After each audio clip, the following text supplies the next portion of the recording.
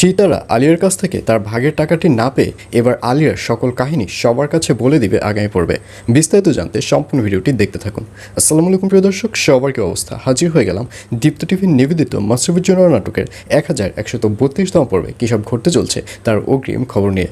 Alright, এই পর্বে আপনারা দেখতে পারবেন এবার আলিয়ার সকল প্ল্যানে পানি ঢেলে দেবে জালাল চৌধুরী, কারণ আলিয়াকে দেখা যাবে সে এবার দলিলটি নিয়ে সবার সামনে হাজির হবে এবং সবার সিগনেচার নিতে থাকবে।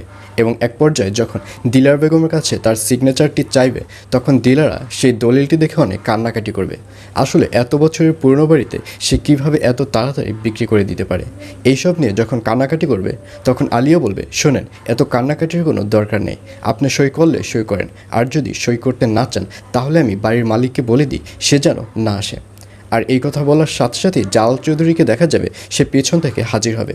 জালাল চৌধুরী বলবে, আচ্ছা ঠিক আছে, আপনি তাহলে বলে দিন বাড়ির মালিক যেন বাড়িটি কিনতে না আসে। এই বলে সেই 30 লক্ষ টাকা নিয়ে জালাল চৌধুরী এবার সবার সামনে হাজির হবে এবং সবাই জালাল চৌধুরীকে দেখে তো পুরো অবাক হয়ে যাবে। তখন জালাল চৌধুরী বলবে, এই সেই 30 লক্ষ টাকা, এই টাকাটি নিয়ে রুনার চিকিৎসা করাও এবং এই বাড়িটি বিক্রির কোনো দরকারই নেই। এইসব বলতে দেখা যাবে জালাল চৌধুরীকে। এবং এক পর্যায়ে যখন বাড়ির বিক্রির প্রোগ্রামটি ক্যান্সেল হয়ে যাবে তখন সীতারাকে দেখা যাবে সে আলিয়ার কাছে ভাগের টাকাটি চাইবে, কিন্তু আলিয়া টাকা কোথা থেকে দিবে? আলিয়া বলবে, আমি টাকা দিতে পারবো না, কারণ আমি তো আপনাকে আগেই বলেছি যে বাড়িটি যদি বিক্রি করা হয় তাহলেই আমি টাকা দিব। তখন সীতারা সবাইকে ডেকে এক করবে এবং সবাইকে বলবে যে এই আলিয়া একটা বাটপার, সে আসলে যাকে এখানে ভাই বলে নিয়ে এসেছে সে তার ভাই নয়, সে হচ্ছে তার হাজব্যান্ড। আর এই সব কিছু জানার পরে আয়ন খুব ভালো করেই বুঝতে পারবে যে আলিয়া যেহেতু আবারও দ্বিতীয় বিয়ে করেছে সেহেতু এই বাড়ির কোনো ভাগ তো আলিয়া পাবেই না, সকল ভাগ থেকে আলিয়া বঞ্চিত হবে।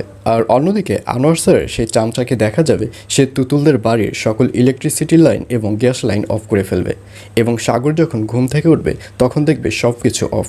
তখন সাগর তুতুলকে জিজ্ঞাসা করবে যে এই গরমের মধ্যে কেউ ফ্যান কি অফ করে রাখে?